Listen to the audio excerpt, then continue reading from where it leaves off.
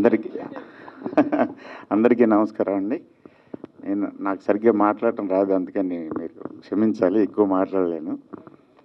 శాస్త్రి గారు ఏంటనేది చాలా బాగా చెప్పారు. గురవారెడ్డి గారు కానీ, మా శ్రీరామ్ బాబాయ్ కానీ, రామ్ చరణ్ గారు కానీ. శాస్త్రి గారు అంటే ఏంటనేది ఆయన పాటలతోటి 30-40 ఏళ్ళ నుంచి తెలుసు. అప్పుడే 89 నుంచి 88 నుంచో నాకు పరిచయం.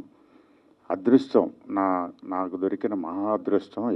ఏ రకమైన అర్హత లేకపోయినా ఆయన కొడుకు కింద తీసుకున్నారు ఇంట్లోనే.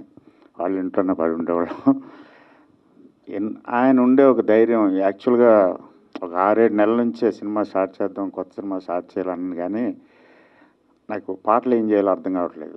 ముందు ఆయన దగ్గరికి వెళ్ళి మాట్లాడి, ఇలాంటి పాటలు ఉంటాయి, ఇలాంటి కథ అని అనుకుని వెళ్ళేవాడిని. వాళ్ళు అది లేదు, ఒక రకంగా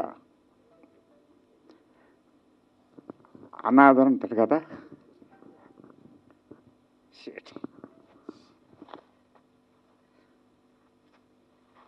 సారీ, రామ్ చరణ్ గారు పట్టిది 2.5-3 years నుంచి ఆల్మోస్ట్. పాపం. తర్వాత పార్దు అండ్ సపోర్ట్ చేసిన అందరికీ thank you very much. Sorry.